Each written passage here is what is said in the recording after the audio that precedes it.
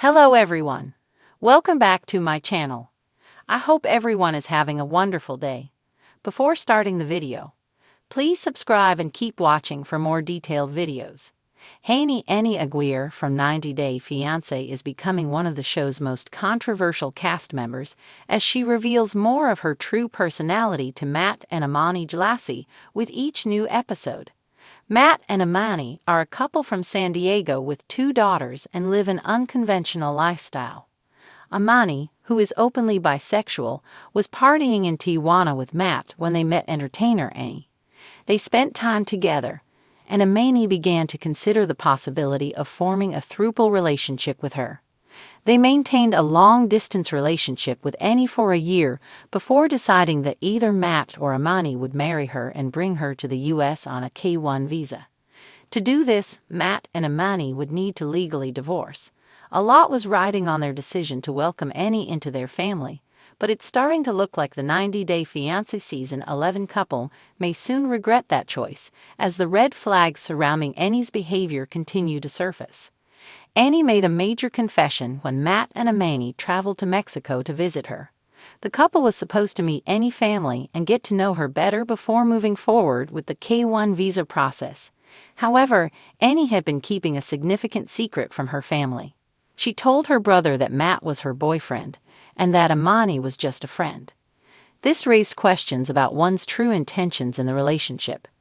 It appeared she may have been primarily interested in Matt, despite Amani being the one who originally connected with her. While driving from Ensenada to Annie's home in Tijuana, Matt and Amani learned yet another secret. They were going to have the chance to meet Annie's daughter, Antonella. Annie announced that she would be working that night. "I need to pay my things," she said, explaining she needed to cover her rent and pay the babysitter. Amani expressed discomfort with the idea of Annie being in close contact with other men at work, but she also acknowledged that as a single mother of 3, Annie was making a substantial income to support her family. Annie called Antonella during the drive, and Amani mentioned she had been buying toys for the child. Annie responded that Antonella already had many toys, all gifted by her ex-boyfriends. When Amani asked if she and Matt were just more names on that list, Annie laughed. She clarified that she hadn't introduced her daughter to any of these men, but she was always upfront about being a single mom. Matt told producers it was difficult to tell if Annie was referring to past relationships or ones still ongoing. Any comfort with receiving gifts from other men gave Matt and Amani pause. While it may have seemed normal for her, it raised concerns for the couple, especially given the serious nature of their relationship. Annie also revealed she hadn't told Antonella about Matt and Amani, and her daughter likely believed they were just friends of her mother's. In a previous moment, Annie had pulled Amani aside and confessed she loved her more deeply than she felt for Matt. That admission helped soothe some of Amani's concerns at the time, especially as she had been feeling left out due to Annie's strong connection with Matt. From the moment Annie stepped on screen, she quickly overwhelmed both Amani and Matt with grand declarations of affection. With Amani, she spoke in sweeping poetic phrases about destiny and soulmates, but then turned around and gushed to Matt about second chances and how he knows her like no one else. This love-bombing behavior is a classic manipulation tactic, rushing emotional intimacy to gain control over the dynamic before the other party can catch their breath. Instead of building a slow and steady connection with one person, Annie has jumped into emotionally charged situations with both men, leaving viewers wondering how genuine any of her feelings really are. The whiplash between her interactions with Amani and Matt isn't just confusing, it's calculated. Annie has given 2 completely different versions of her romantic history depending on who she's speaking with. To Amani, she claimed she was emotionally abused in her past relationship and that she was never truly loved. To Matt, she said her last serious relationship ended because he was too jealous and couldn't handle her independence. When fans compared the footage and timelines, the inconsistencies became glaringly obvious. The constant shifting of blame and the chameleon-like storytelling raised serious red flags. Which version of Annie is telling the truth? Or is she just telling people what they want to hear at the moment?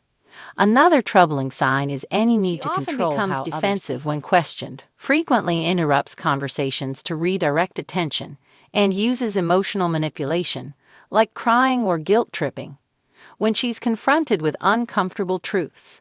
When Matt questioned her about her mixed signals, Annie flipped the script and accused him of not trusting her. When Amani gently brought up his concerns, she claimed he was judging her without knowing her story. This pattern of behavior indicates that she's not interested in resolution or growth, only in protecting her image. Her reactions are rarely about empathy and more about damage control. It's not just emotionally draining for her partners, it's psychologically exhausting for the viewers trying to keep up with her contradictions. After supposedly being done with Matt, Annie mysteriously popped back into his life right as Amani started getting serious with her. The timing couldn't be more convenient or suspicious. Many fans are speculating that Annie saw Amani as a fallback plan until she could rekindle things with Matt, or that she never really let go of Matt to begin with. Her return felt more like a strategic move than a heartfelt reunion.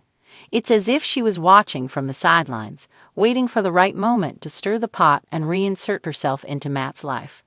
And, of course, the 90-day storyline. Annie's favorite role seems to be that of the misunderstood heroine. Every time conflict arises, she paints herself as the victim. Whether it's claiming Matt didn't fight for her or accusing Amani of being emotionally distant, she never seems to take responsibility for her own actions. And yet, she's always the common denominator in the chaos. During the tell-all, she pulled the classic, "I just want peace" line while throwing subtle jabs at both men. She claimed they were confused and that she never meant to hurt anyone, while conveniently glossing over the fact that she kept them both emotionally tethered to her. The tears felt performative, the confessions rehearsed. She may say she wants to walk away from the drama, but she never actually does. When either man asks her where she stands or what she wants, Annie gives vague, evasive answers. "I just need time. I love you both in different ways. And this is all too much right now," are phrases she uses to maintain control without committing. She strings both Amani and Matt along with just enough hope to keep them invested, but never enough clarity to move forward or walk away. This emotional ambiguity is textbook manipulation. It keeps her options open while both men remain in limbo. It's no wonder fans are calling her out for making a fool of them both. She deletes comments that question her behavior, blocks followers who criticize her, and carefully curated her posts to always paint her in the best possible light. This gaslighting of the audience shows just how far she's willing to go to avoid accountability. Another subtle but telling red flag is the absence of strong support from any friends or family. In most 90-day storylines, family plays a major role, even if it's just to voice their concern. But with Annie, there's been radio silence. No best friend on camera giving her side. No concerned relative asking questions. It's as if even her inner circle is either unaware of what's going on or unwilling to get involved. This isolation could be intentional. It allows her to spin her own narrative without interference, and no one on screen to hold her accountable for inconsistencies. Perhaps the biggest red flag of all is that no one, not even Annie herself, seems to know what she actually wants. She's made bold claims about love and destiny, but her actions point more toward someone looking to build a personal brand, gain attention, and secure a long-term spot in the 90-day franchise. Hany Aguirre has become one of the most polarizing figures in recent 90-day Fiancé history, not because of how much she loves, but because of how she manipulates those who love her. Amani and Matt Jalassi may be the ones in front of the cameras, but it's Annie pulling the strings behind the scenes. Either way, one thing is clear: Annie might be making fools out of them, but she's not fooling the audience anymore. Come back to our channel for all your updates. Thank you for watching. Please subscribe to my channel.